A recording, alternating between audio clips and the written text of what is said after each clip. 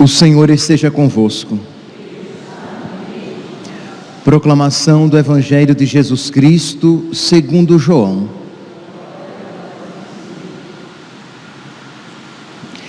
Naquele tempo, estando à mesa com seus discípulos, Jesus ficou profundamente comovido e testemunhou: em verdade vos digo, um de vós me entregará.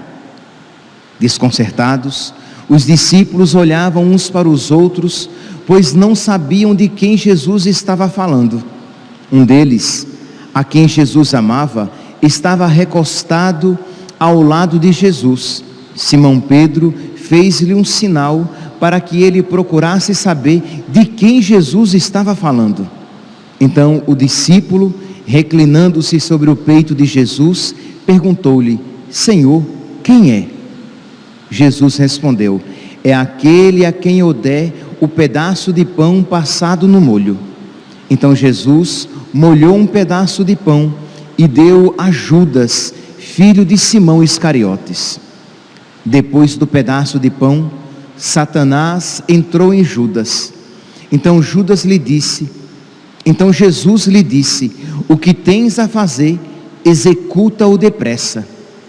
Nenhum dos presentes compreendeu porque Jesus lhe disse isso. Como Judas guardava a bolsa, alguns pensavam que Jesus lhe queria dizer: compra o que precisamos para a festa, ou que desse alguma coisa para os pobres. Depois de receber o pedaço de pão, Judas saiu imediatamente. Era noite. Depois que Judas saiu, disse Jesus: agora foi glorificado o Filho do Homem, e Deus foi glorificado nele. Se Deus foi glorificado nele, também Deus o glorificará em si mesmo, e o glorificará logo. Filhinhos, por pouco tempo estou ainda convosco. Vós me procurareis, e agora vos digo, como eu disse também aos judeus: para onde eu vou, vós não podeis ir. Simão Pedro perguntou: Senhor, para onde vais? Jesus respondeu-lhe: para onde eu vou, tu não me podes seguir agora, mas me seguirás mais tarde.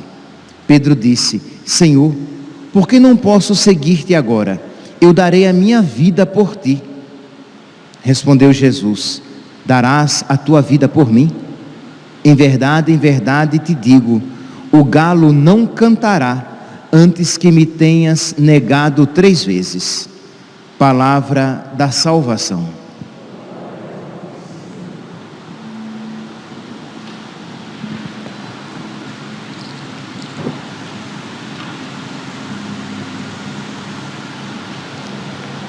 Caríssimos irmãos e irmãs, estamos na terça-feira da Semana Santa, e o tom da liturgia da palavra de hoje é um tom dramático.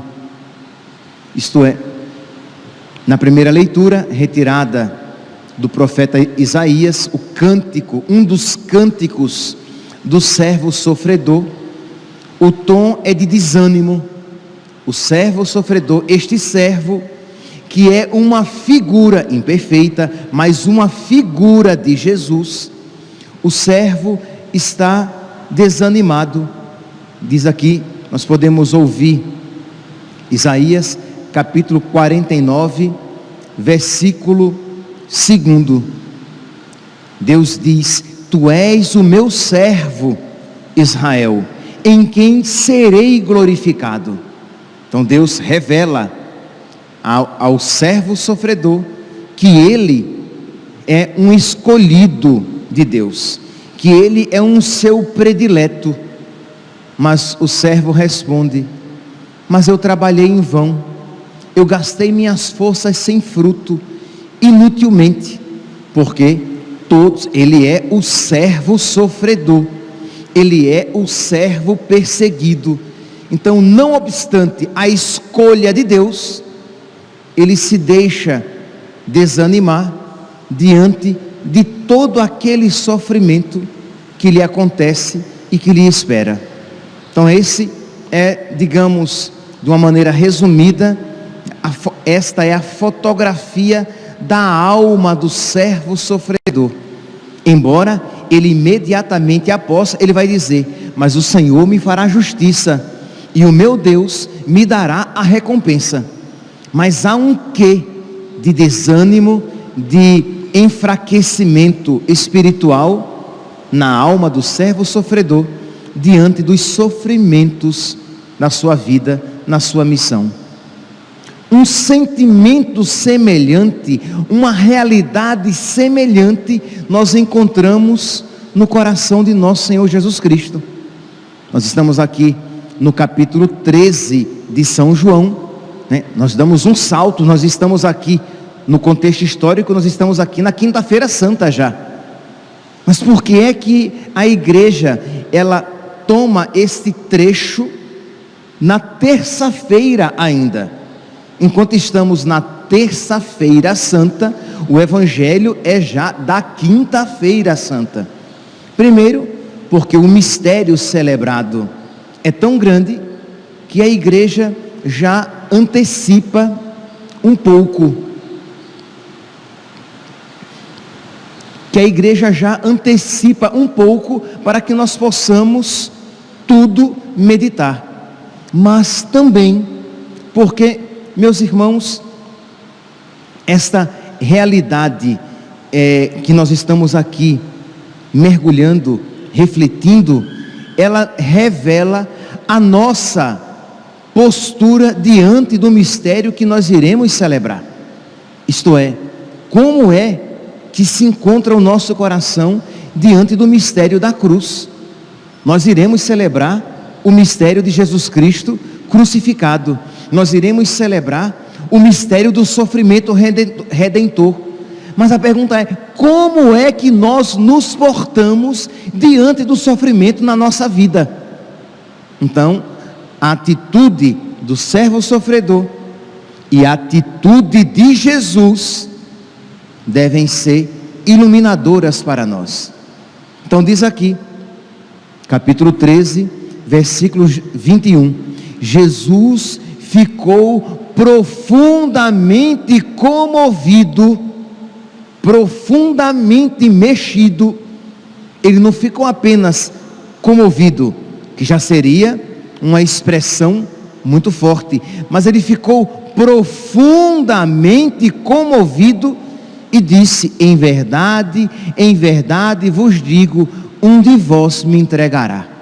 Imagine, meus santos, depois de 3 anos de convivência íntima com os apóstolos, depois de todo este período de preparação, nós iremos ver essa tristeza, este aparente fracasso. Isto é, Pedro vai negar Jesus, Judas vai trair e os outros apóstolos vão abandoná-lo. Só João, o mais novo, o rapazinho, João, e as mulheres estarão com Jesus até a cruz. Então, humanamente falando, à primeira vista, foi um fracasso. Então diz aqui que Jesus, profundamente comovido, ele revela isso: um de vós vai me trair. Mas ao mesmo tempo, a atitude, o olhar de Jesus não fica nas aparências, mas ele vê naquele fracasso, ele vê naquele sofrimento a ação de Deus. Versículo 31, João capítulo 13, versículo 31. Mas agora foi glorificado o Filho do Homem, e Deus foi glorificado nele. Jesus diz isso imediatamente após a saída de Judas, quando Jesus diz que um vai traí-lo, João pergunta a quem? Ele dá o pão com o molho a Judas. Aquele gesto significava um gesto de predileção. Dar o pão com o molho era um gesto de amizade. Então aqui nós vemos que Jesus tenta ganhar a alma de Judas até o último momento, mas Judas está fechado no seu pecado. Diz então que Judas recebe o pão com o molho, mas sai, e Jesus diz: o que tens de fazer, faze-o agora. Ele sai, o evangelista diz, e era noite. Isso não é apenas uma observação temporal, cronológica, mas também espiritual. Era noite, isto é, era a hora do poder das trevas, era escuridão. Diz que Judas sai, e ao invés, meus santos, de Jesus se entregar ao desânimo, ele, comovido, ele diz: agora foi glorificado o Filho do Homem, e Deus foi glorificado nele. É interessante que a igreja, quando põe a primeira leitura retirada do servo sofredor, Deus diz a mesma coisa ao servo sofredor: tu és o meu servo, em quem eu serei glorificado. Então Jesus vê, e aqui, meus santos, é um ensinamento profundamente católico. Eu digo aqui profundamente católico, porque isso faz parte de uma espiritualidade profundamente católica. Infelizmente, isso não está presente entre muitos cristãos. Isto é, que Deus é glorificado nos nossos sofrimentos. Quando nós estamos unidos a Ele, aquelas tribulações, aquelas dores, aqueles sofrimentos são uma glorificação de Deus em nós e uma glorificação nossa em Deus. Então, existe um mistério em que Deus eleva uma alma quando ela, unida a Deus, abraça a sua cruz. Porque esse mistério aconteceu de uma maneira plena na humanidade de Jesus, na sua vontade humana, que se uniu à vontade divina, amando-a, aceitando-a amorosamente, de modo que Deus foi glorificado nele e ele foi glorificado em Deus. Jesus diz aqui, versículo 31, agora foi glorificado o Filho do Homem, e Deus foi glorificado nele. O Filho do Homem, Jesus, foi glorificado, e Deus foi glorificado nele. Essa realidade. E aqui, meus santos, nós precisamos isso compreender, mas ensinados pela graça. Quando você experimentar a cruz na sua vida, ali mais do que nunca é o momento oportuno para você pedir a Deus para ser ensinado por Ele. Quando a doença, a traição, as dificuldades, as decepções, quando a sua vida se tornar aos seus olhos muito exigente, parece que você não consegue dar conta das suas responsabilidades, parece que a cruz é muito pesada, ali mais do que nunca, quando você confiantemente se entrega a Deus e aceita amorosamente a sua cruz, ali você é glorificado e Deus é glorificado em você. Repito, versículo 31, João 13, capítulo 13, versículo 31, agora foi glorificado o Filho do Homem, e Deus foi glorificado nele. Quando Jesus Cristo foi elevado na cruz, São João mostra isso claramente, ali Jesus Cristo foi glorificado, e ali Jesus Cristo atrai todos a si. Nós precisamos, meus santos, e quando eu digo isso eu estou obviamente me colocando nessa segunda pessoa do plural. Nós precisamos aprender esta primeira pessoa do plural, crê em Deus Pai. Nós precisamos nos colocar nessa realidade e aprender esse ensinamento. Por quê? Porque senão o sofrimento, quando bater na porta da nossa vida, nós iremos sempre nos afastar de Deus. A nossa espiritualidade vai decair, o desânimo vai tomar conta da nossa alma, as lamentações se farão presentes cada vez mais, explícitas ou implícitas, sinceramente assumidas ou disfarçadas, mas presentes. Uma lamentação, uma lamúria, um desgosto da vida, uma raiva de Deus. Repito, talvez não explicitamente assumida, ao ponto de você dizer, eu estou com raiva de Deus, mas você dissimula, você disfarça, você não tem coragem nem para assumir de que está com raiva de Deus, e fica vivendo aquela raiva de uma maneira escondida, afastando-se da oração, vivendo friamente a virtude, quando não até calorosamente o pecado. Isto é, você está com raiva de Deus. Por quê? Porque a vida não foi como você esperava, porque os seus planos não se realizaram, porque você está decepcionado com aquele, aquela, ou consigo mesmo, e você então se entrega a esta atitude de rebeldia, de revolta, enquanto Jesus nos mostra uma atitude totalmente diferente.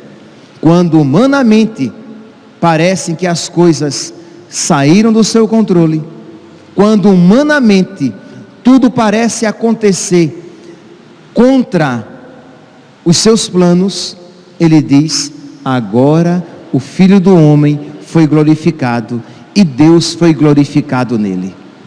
Então percebe aqui o quanto isso nos faz fortes, mesmo em meio às nossas dificuldades. Meus santos, é uma realidade que nós precisamos meditar, para que quando nós, na sexta-feira, nós nos aproximarmos do crucifixo para beijá-lo, não seja um beijo de Judas, um beijo falso, ou um beijo distante e frio, de quem não ama de verdade Jesus Cristo crucificado, de quem não o conhece, beijando um desconhecido, mas alguém que conhece Jesus, que sabe o que é a cruz, mas que a adora e que beija Jesus crucificado na sua vida.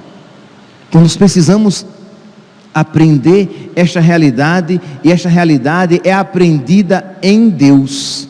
É Deus quem nos concede esta sabedoria, não é uma realidade aprendida, um ensinamento ensinado, oferecido pelos homens, aprendido naturalmente, mas é uma realidade apreendida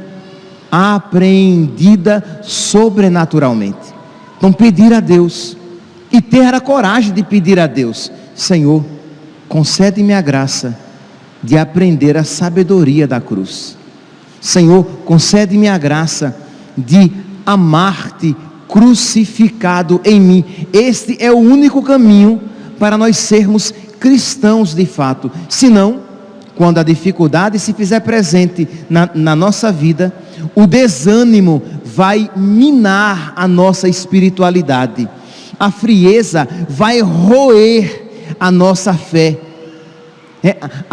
a revolta diante do sofrimento e diante da incapacidade de fazer com que as coisas aconteçam sempre segundo as suas expectativas. Esta decepção vai fazer cair por terra todo o seu edifício espiritual, porque, digo de uma maneira bem sintética, o desânimo é uma desgraça, ele causa uma desgraça espiritual. Mas se você não tem outra expectativa senão de amar Jesus Cristo e Jesus Cristo crucificado, você aceitará a cruz fincada no centro da sua vida. Pois bem, então, como se não bastasse já esta afirmação de Jesus a respeito da traição de Judas, Jesus então, quando diz isso, né, ele exulta. Imagine aqui, é quase que uma pancada atrás da outra. Judas sai para traí-lo, para vendê-lo por 30 moedas de prata. Jesus diz: agora é glorificado o Filho do Homem e Deus glorificado nele. E se Deus foi glorificado nele, também Deus o glorificará em si mesmo e o glorificará logo. Ele está falando, obviamente, aqui do mistério da cruz. Filhinhos, por pouco tempo estou ainda convosco. E aí Pedro, quando ouve isso, Pedro, o sanguíneo, Pedro, quando ouve isso, Pedro se motiva, se anima e diz: Senhor, eu irei contigo. Eu irei contigo por onde quer que o Senhor vá. Versículo 36. Senhor, para onde vais? Respondeu-lhe Jesus: para onde eu vou, tu não podes seguir-me. Pedro responde: Senhor, porque eu não posso seguir-te agora? Eu darei a minha vida por ti, eu morrerei por ti. E aí como que vem uma segunda tentação ao desânimo. Jesus diz: Tu Pedro, meu amigo, tu darás a vida por mim? Antes que o galo cante, 3 vezes tu me negarás. Mas Jesus, meus santos, ele já colocou a sua glória em Deus. Ele não tem expectativas humanas, logo decepções humanas não frustrarão a sua alma. Quando a nossa esperança está em Deus, nós iremos sentir o desamor, nós iremos sentir as traições, nós iremos sentir as dificuldades da vida, mas como a nossa esperança está em Deus, nós não seremos frustrados. Nós seremos até derrubados, mas não ficaremos prostrados, diz São Paulo. Ora, se a sua esperança estiver em nosso Senhor, você vai chorar? Vai. Você vai sofrer? Vai. Você vai até experimentar o desânimo? Vai. Mas no desânimo você não vai ficar. Na frustração você não vai se afogar. Prostrado você não permanecerá. Você pode até experimentar essas realidades que tocam a nossa fragilidade humana. Nós somos homens, nós somos seres humanos, mas nós não ficaremos mergulhados, afundados, destruídos nestas realidades, porque a nossa esperança está em Deus, a nossa confiança está em Deus, e a nossa recompensa nós esperamos de Deus. Então Jesus diz: Tu não darás a vida por mim. Tu, antes que o galo cante, tu me negarás 3 vezes. Mas isso não diminui em nada a decisão de Jesus de abraçar a cruz e fazer a vontade do Pai. Não obstante, aquele a quem Jesus iria constituir como chefe da igreja, o fosse negar por 3 vezes, diante de situações tão insignificantes, que não é que ele estava ali diante de um tribunal. Ele nega Jesus em sofrimentos tão corriqueiros. Meus irmãos, Pedro também, e com isso termino, Pedro também, ele é uma fotografia da nossa alma. Quantas vezes, em situações tão corriqueiras, nós negamos Jesus? Quantas vezes, em sofrimentos tão pequenos, nós abandonamos a cruz, nós nos recusamos, porque não é que nós nos recusamos a nos configurar com Cristo crucificado em situações dificílimas, que vem uma pessoa e quer escalpelar você, vem uma pessoa que quer esfolar você vivo, e aí você, frágil, você nega Jesus, porque você teme aquele sofrimento. Não, meus santos, eu tenho certeza, 99,9% de certeza de que ninguém aqui nunca foi tentado de, ou você trai Jesus, ou você vai ser escalpelado, ou você vai ser esfolado vivo, ou você vai ser esquartejado. Ninguém recebeu uma arma na cabeça e disse: ou você nega Jesus, ou eu te darei um tiro na cabeça agora. Ninguém. Vocês têm traído Jesus por besteira.